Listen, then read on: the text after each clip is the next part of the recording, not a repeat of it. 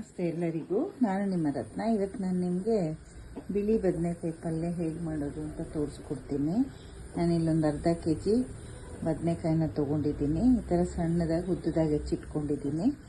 ಮತ್ತು ಒಂದೆರಡು ಈರುಳ್ಳಿ, ಒಂದು ಹುಳಿ ಟೊಮೆಟೊ ಹಣ್ಣು. ಈಗ ಹೇಗೆ ಮಾಡೋದಂತ ತೋರಿಸ್ಕೊಳ್ಳೋಣ.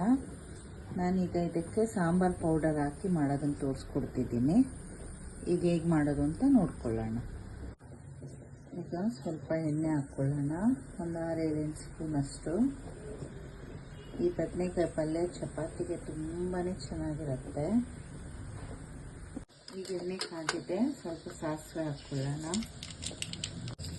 ಸ್ವಲ್ಪ ಕಡಲೆಬೇಳೆ, ಆಮೇಲೆ ಒಂದೆರಡು ಒಣಮೆಣಸಿನ್ಕಾಯಿ ಮತ್ತು ಕರಿಬೇವಿನ ಸೊಪ್ಪು. ಈಗ ಈರುಳ್ಳಿ ಹಾಕ್ಕೊಳ್ಳೋಣ. ಇದನ್ನು ಸ್ವಲ್ಪ ಕೆಂಪಗಾಗೋವರೆಗೂ ಹುರ್ಕೊಳ್ಳೋಣ. ಸ್ವಲ್ಪ ಉಪ್ಪು ಹಾಕೋಣ, ಈರುಳ್ಳಿ ಬೇಗ ಸಾಫ್ಟ್ ಆಗುತ್ತೆ.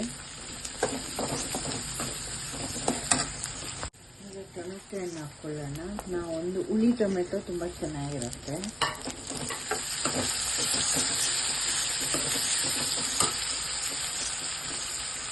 ಈಗ ಟೊಮೆಟೊ ಹಣ್ಣು ಜೊತೆಗೂ ಬದನೆಕಾಯಿ ಹಾಕ್ಕೊಳ್ಳೋಣ.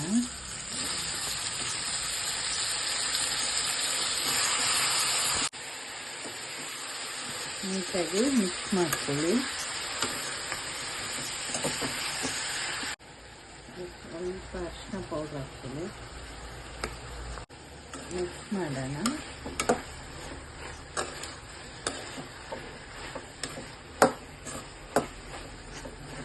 ಬದನೆಕಾಯಿ ಸ್ವಲ್ಪ ಸಾಫ್ಟ್ ಆಗಲಿ.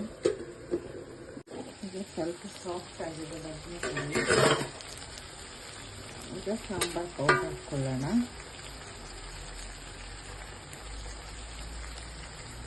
ನಾನೊಂದು 3 ಸ್ಪೂನ್ ಹಾಕ್ಕೊಳ್ತಾ ಇದ್ದೀನಿ.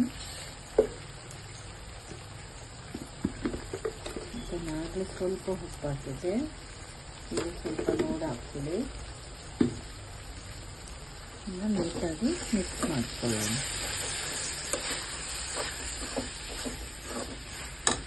ಸ್ವಲ್ಪ ಕುಕ್ಕಾಗಲಿ. ಈಗ ನಾನು ಇಲ್ಲಿ 1 ಸ್ಪೂನಷ್ಟು ಹುಚ್ಚೆಣ್ಣೆ ಹುರಿದಿಟ್ಕೊಂಡಿದ್ದೆ.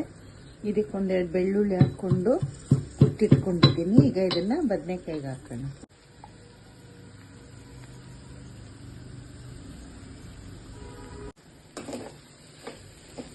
ಈ ಥರ ಬೆಳ್ಳುಳ್ಳಿ ಮತ್ತು ಹುಚ್ಚೆಣ್ಣೆ ಕೊನೆಯಲ್ಲಿ ಈಗ ಪೌಡ್ರ್ ಮಾಡಿ ಹಾಕೋದ್ರಿಂದ ಬದನೆಕಾಯಿ ಪಲ್ಯ ಟೇಸ್ಟ್ ತುಂಬಾ ಚೆನ್ನಾಗಿರುತ್ತೆ.